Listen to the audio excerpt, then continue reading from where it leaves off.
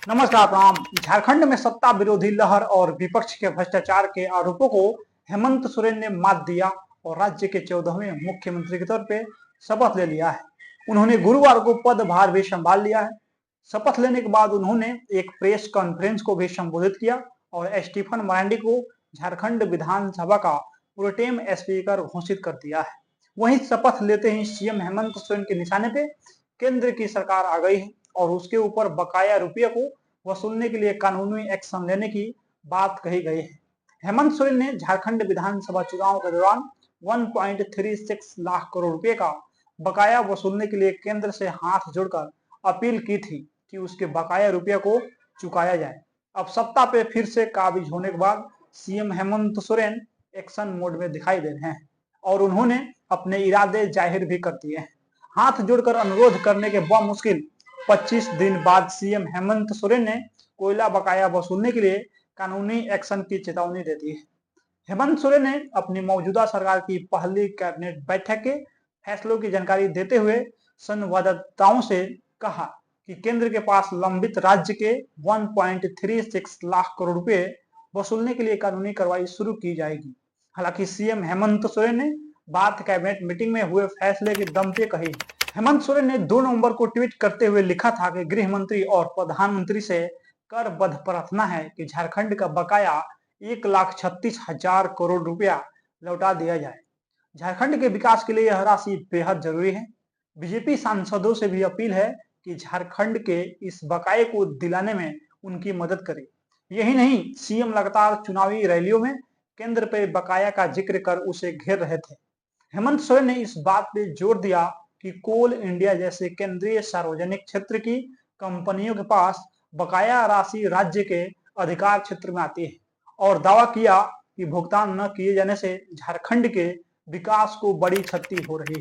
हेमंत सोरेन ने बकाया की डिटेल देते हुए बताया कि कुल बकाया राशि लगभग 1,36,042 करोड़ रुपया है। इसमें शामिल है वास्ट कोयला रॉयल्टी के रूप में 2,900 करोड़ रुपया, पर्यावरण मंजूरी सीमा उल्लंघन के लिए 3,200 करोड़ रुपया, भूमि अधिग्रहण मुआवजे के रूप में 42,142 करोड़ रुपया है। इस पे शुद्ध की रकम 60,000 करोड़ रुपया है। इस बकाया राशि के कारण राज्य में अनेक महत्वपूर्ण योजनाएं प्रभावित हुई है, जिसमें शिक्षा, स्वास्थ्य, महिला और विकास, स्वच्छ पेयजल शामिल है। बच्चों, बुजुर्ग, किसान, मजदूर, आदिवासी, दलित, अल्पसंख्यक, विस्थापित और समाज के अंतिम पायदान पे खड़े व्यक्तियों तक योजनाओं को लागू करने में कठिनाई हो रही है। झारखंड एक अल्प विकसित राज्य है जो संसाधनों की कमी के कारण गंभीर रूप से प्रभावित हो रहा है। संसाधनों की कमी को दूर करने के लिए इस राशि की जरूरत है।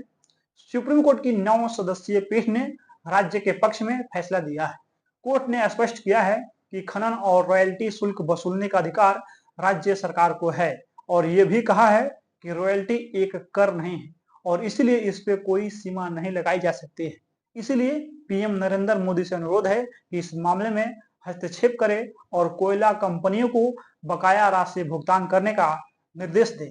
जब तक राशि भुगतान नहीं हो जाती तब तक कोल इंडिया और उसकी सहायक कंपनियों को ब्याज राशि का भुगतान करना चाहिए या कोल इंडिया के खाते से राज्य के खाते में सीधे क्रेडिट किया जाना चाहिए। यह राशि झारखंड के लोगों के कल्याण के लिए अधिक जरूरी है। वहीं झारखंड चुनाव जीतने के बाद मुख्यमंत्री हेमंत सोरेन ने पहली आधिकारिक मुलाकात मंगलवार को दिल्ली में प्रधानमंत्री नरेंद्र मोदी से की थी। इस दौरान उन्होंने राज्य के कई मसलों पे चर्चा की और प्रधानमंत्री को अपने शपथ ग्रहण समारोह में शामिल होने का भी न्योता दिया था। पश्चिम बंगाल सरकार द्वारा झारखंड में आलू की आपूर्ति पे रोक लगाने से बाजार से लेकर घर के किचन तक इसका प्रभाव साफ दिखाई दे रहा है। यह पहली बार नहीं है जब पश्चिम बंगाल सरकार द्वारा झारखंड में आने वाले आलू के ट्रकों को रोका गया है। इससे पहले भी बॉर्डर पे ट्रक रोके जाने के कारण झारखंड के आम नागरिकों को महंगी दर पे सब्जी खरीदनी पड़ी थी। इस बार भी ऐसा हो रहा है। अब इस पूरे मामले को सीएम हेमंत सोरेन ने संज्ञान में लिया है, जिसके बाद मुख्य सचिव अलका तिवारी को इसका समाधान निकालने का आदेश दिया गया है। मुख्य सचिव अलका तिवारी ने मुख्यमंत्री से निर्देश मिलने के बाद बंगाल के मुख्य सचिव मनोज पंत से फोन पे बातचीत किया है। अलका तिवारी को मंगलवार के मुख्य सचिव ने भरोसा दिलाया है कि जल्द ही एक कमेटी बनाकर आलू के मामले का निष्पादन सुनिश्चित किया जाएगा। जानकारी के अनुसार बंगाल सरकार ने राज्य में आलू का भंडार बनाए रखने और कीमत को नियंत्रित रखने के लिए अंतरराज्यीय आपूर्ति पे प्रतिबंध लगा दिया है। बंगाल द्वारा आपूर्ति रोके जाने के बाद आलू की कीमतों में उछाल देखा जा रहा है। इसके मद्देनजर झारखंड भाजपा के अध्यक्ष बाबूलाल मरांडी ने राज्य सरकार से हस्तक्षेप करने की मांग किया है। झारखंड में आलू की कुल आपूर्ति का लगभग 60% बंगाल से आता है। इसके अलावा स्थानीय कृषकों समेत उत्तर प्रदेश, छत्तीसगढ़ और मध्य प्रदेश से भी आलू की आपूर्ति की जाती है। आलू की आपूर्ति कम होने के कारण खुदरा बाजार में आलू की कीमतें बढ़ सकती है। हाल के दिनों में राज्य में प्रति किलो आलू की कीमत में 5 रुपए तक की बढ़ोतरी हुई है।